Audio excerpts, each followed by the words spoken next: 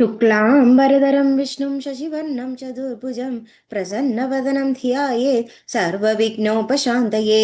गुरवे सर्वलोकानां विषजे भवरोगिणां निधये सर्वविद्यानां दक्षिणामूर्तये नमः। जन्माद्यस्य यदोऽन्वयातितरतच्चार्तेष्वभिघ्नस्वराट् तेने ब्रह्मकृदाय आदिकवये मुह्यन्ति यत्सूरयः। तेजो वारिमृदां यथा विनिमयो यत्र सर्गो मृषा दाम्ना स्वेन सदा निरस्तकुहकं सत्यं परं धीमहि। धर्मप्रोञ्चितकैतवोऽत्र परमो निर्मत्सराणां सदां वेद्यं वास्तवमत्र वस्तु शिवदं तावत्रयोन्मूलनम्। श्रीमद्भागवते महामुनिकृते किं वा परैरीश्वरः सद्यो हृद्यवरुध्यतेऽत्र कृतभिः शुश्रूषुभिस्तक्षणात्। निगमकल्पतरोर्गलितं फलं शुकमुखादमृतद्रवसंयुतं पिबत भागवतं रसमालयं मुहुरहो रसिका भुवि भावुकाः। सच्चिदानन्दरूपाय विश्वोत्पत्त्यादिहेतवे तापत्रयविनाशाय श्रीकृष्णाय वयं नुमः। नारायणं नमस्कृत्य नरं चैव नरोत्तमं देवीं सरस्वतीं व्यासं ततो जयमुदीरयेत्। यं प्रव्रजन्तमनुपेतमपेतकृत्यं द्वैपायनो विरहकातर आजुहाव पुत्रेति तन्मयतया तरवोऽभिनेदु तं सर्वभूतहृदयं मुनिमानतोऽस्मि। यस्वानुभावमखिलश्रुतिसारमेघम् अध्यात्मदीपमतितीर्षदां तमोदं संसारिणां करुणयाः पुराणगुह्यं तं व्याससूनुं वयामि गुरुमुनीनां। मूगं करोति वाचालं पङ्गुं लङ्घयते गिरिं यत्कृपातमकं वन्दे परमानन्दमाधवं। यं ब्रह्मा वरुणेन्द्ररुद्रमरुदस्तुन्वन्ति दिव्यैस्तवैः वेदैः साङ्गपदक्रमोपनिषदैर्गायन्ति यं सामगाः। ध्यानावस्थितगद्गदेन मनसा पश्यन्ति यं योगिनो यस्यान्तं न विदुःसुर असुरगणा देवाय तस्मै नमः। कोमलं कूजयन् वेणुं श्यामलोऽयं कुमारकः वेदवेद्यं परं ब्रह्म भासदां पुरतो मम।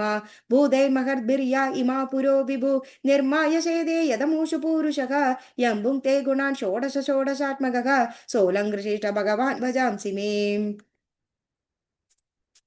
अद एकविंशतितमोऽध्यायः। श्रीशुक उवाच एतावानेव भूवलस्य सन्निवेशः प्रणामलक्षणतो व्याख्यातः।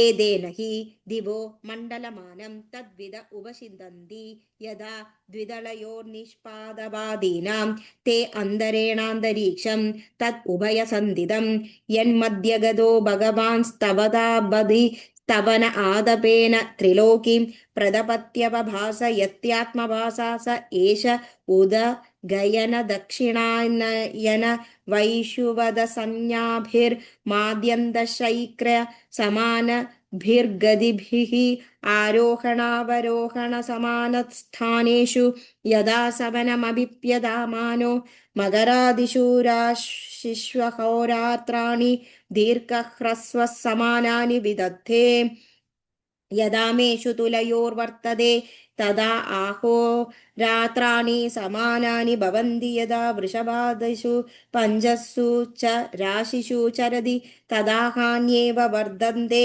हसन्ति च मासि मास्येकैका खडिका रात्रिषु यदा वृश्चिकादिषु पञ्चसु वर्तते तदा होरात्राणि विपर्ययाणि भवन्ति यावदक्षिणायनमहानि वर्धन्ते यावदुदगयनं रात्रयः। एवं नवकोटय एकपञ्चाशत्स्लानानि योजनानां मानसोत्तर गिरिपरिवृत्तवर्तनस्योपदिशन्ति तस्मिन्नैन्द्रीं पुरीं पूर्वास्मान्मेरोर्देवदानीं नाम दक्षिणतो यां यां संयमनीं नाम पश्चाद्वारुणीं निम्लोचनीं नाम उत्तरतः सौम्यां विभावरीं नाम तासूदयमाद्याह्नास्तमय निशीदानीति भूतानां प्रवृत्तिनिवृत्तिनिमित्तानि समयविशेषेण मेरोश्चतुर्दिशं तत्रत्यानां दिवसमध्यङ्गत एव सदा आदित्यस्तपदि सव्येनाचलं दक्षिणेन करोति यत्रोदेति तस्य समानसूत्रनिपाते निम्लोचति यत्र क्वचन सन्ध्येनाभिदपति तस्य हैष समानसूत्रनिपाते प्रस्वापदयति तत्र गतं न पश्यन्ति ये तं समनुपश्येष्यन्। यदा चैन्द्रपुर्याः प्रचलते पञ्चदश खडिकाभिराम्यां सपादकोटिद्वयं योजनानां सार्धद्वादशलक्षाणि समाधिकानि चोपयाति। एवं तदो वारुणीं सौम्यां मैन्द्रीं च पुनस्तदान्ये च ग्रहा सोमादयो नक्षत्रैः सह ज्योतिश्चक्रे समद्युदन्ति सखबा निम्लोचन्ति। एवं मुहूर्तेन चतुस्त्रिश लक्षयोजनन्यान्यष्टशताधिकानि सौरोरथस्त्रयीमानो असौ चतसृषु परिवर्तते पूरिषु। यस्यैकं चक्रं द्वादशारं षण्णेमि त्रिनाभि संवत्सरात्मकं समामनन्ति तस्याक्षो मेरोर्मूर्धनि कृतो मानसोत्तरे कृतेतरभागो यत्र प्रोदं रविरथचक्रं तैलयन्द्रचक्रवद् ब्रह्ममानसोत्तरगिरौ परिभ्रमति।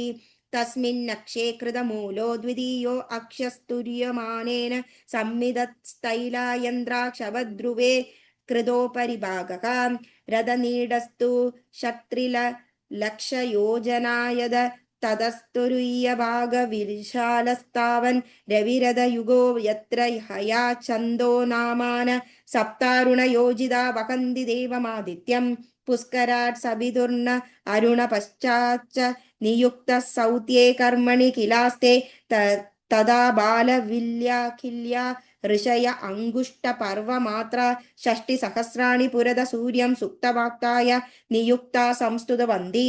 तदान्ये च ऋषयो गन्धर्वाप्सरसो नागा ग्रामण्यो यादुदाना देवा इत्येकैक्योशो गणा सप्त चतुर्दश मासि मासि भगवन्तं सूर्यमात्मानं नानानामानं पृथक् नानानामान पृथक् कर्मभिर्द्वन्द्वश उपासते।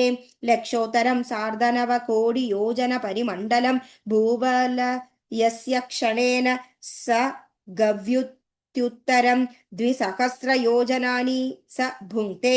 इति श्रीमद्भागवते महापुराणे पारमहंस्यां संहितायां पञ्चमस्कन्धे ज्योतिश्चक्रसूर्यरथमण्डलवर्णनं नामैकविंशतितमोऽध्यायः। Thank you.